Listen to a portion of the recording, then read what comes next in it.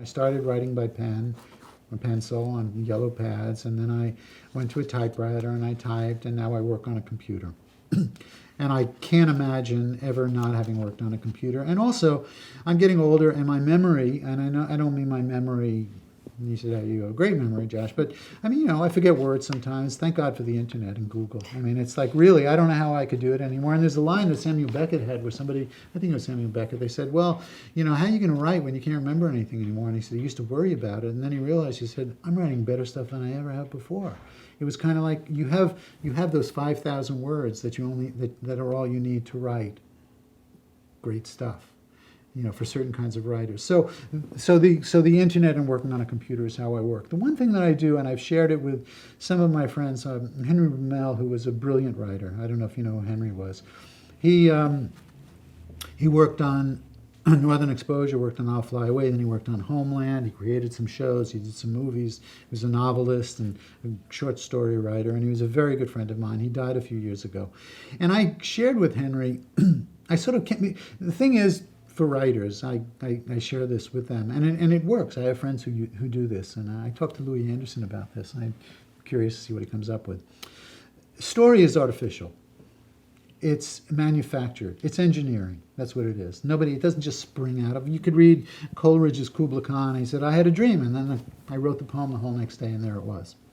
But for the most part, it is like writing a song. I mean, part of this artificial process is a script. A good 1-hour script can't be 12 pages, and it can't be 120 pages. It's like a sonnet. It's got to be, now they're down to 40 pages on the Americans as time, it's no longer an hour, but it used to be 55 pages or whatever.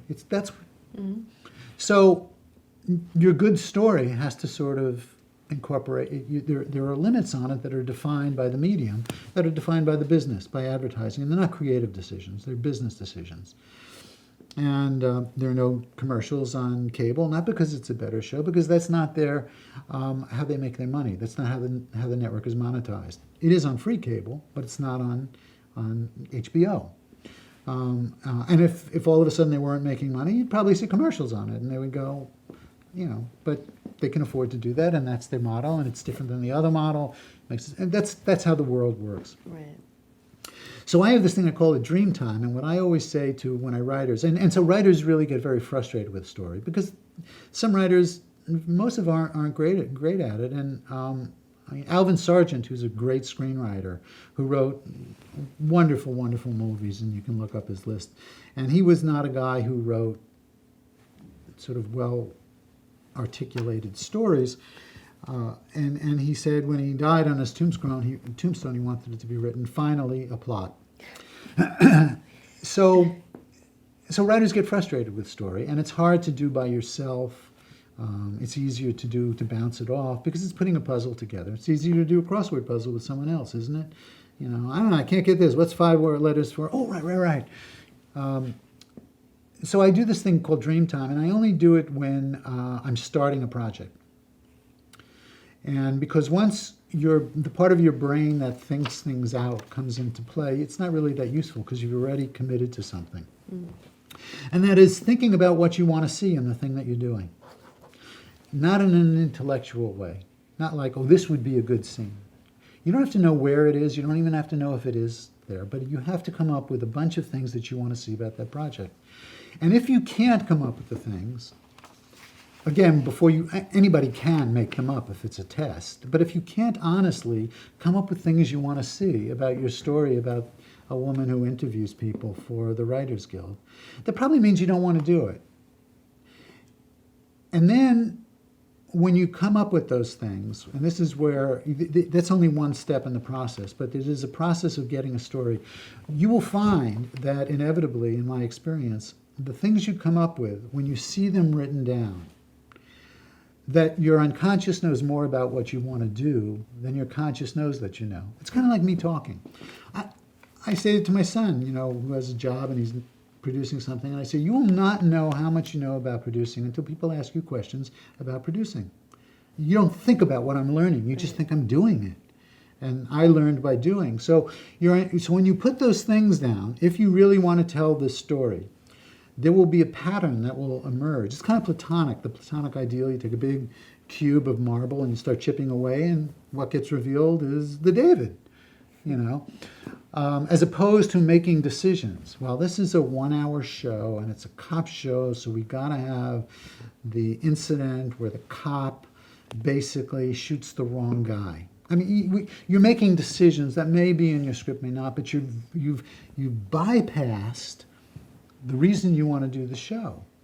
That comes from you. That why you should be writing the thing you're writing, as opposed to someone else. And so, what I found with people is it makes the arduous, awful process of constructing a story much easier, because at a certain point you will begin to see the semblance of a story, and then the other part of your brain has to kick in, and then you're back to thinking, that thinking part of your brain, and you can't really go back to the dream time. Just like when you're dreaming, you are in your dream, and then you wake up, you can't go back to sleep and go back into your dream. You get one chance when you're in the dream until you wake up to be in the dream. Now, Marshall Herskovitz gave me one of the best, it applies to writers as well, when I said, what do I need to know when I direct? He said, remember what you see. Because I was directing something I wrote. And he said, and I said, oh yeah, because it's physiologically impossible to write something without seeing something. It's just impossible, you can't do it. But the problem is it has no value to a writer. So writers, like, I'd say, what did you dream last night? And you say, well, I didn't dream. Well, we know we did. You did, because we put things to you, we followed your rapid eye movement, and you did dream. But we're not used to remembering our dreams. We're not trained to remember our dreams. So most of the time we think we didn't dream. Every once in a while, we go, oh yeah, I had a weird dream last night. So you can't write something without seeing something, but nobody cares what a writer sees. You're not the director. Which is why writers, to a large extent, are unhappy when they see their work made, because, you know, they'll write, Josh and Jenny are interviewed in a hotel room, doing an interview in a hotel room. And I'm the director now, and I come in, and all of a sudden I put us on the roof, and, you know, there's a big dome, glass dome, and you see it, you go, but you just wrote, Josh and Jenny are interviewing in a hotel room. And they go, totally wrong. And I go, oh, so they're not on the roof. No, you know, they're in the basement. No, they're not in the basement. Well, I would have said they're in the basement. So they're in a room without any windows, because they're in that one room that they turned into a room in the hotel. No, of course they're in the windows. And the windows look out on Central Park. No, they don't look out on Central Park. If you ask, and the writer will tell you what the writer saw. And the writer will even tell you where the camera is without knowing where the camera is. Josh and Jenny walk down the street. You know, we'll tell you if the camera is looking at us from the side, if we're walking to the camera. So that's a value for a writer, but it's also a value for a director. For the writer, it's really, I would say, just before you start a project, it's allow yourself, trust your unconscious, tap into your unconscious. Once you get into the process that is involved, the rigorous process of making something, you can't really go back to that easily. Yeah. But that's your opportunity to tap into it, and you will discover things that are of why this is a good thing for you to do, or not a good thing for you to do. You know, something that you like the idea of doing it, but you don't really,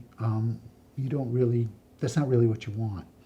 You just want the idea. I want to win an Oscar, but I don't want to basically spend 20 years of my life trying to write a movie that wins an Oscar. You know, I mean.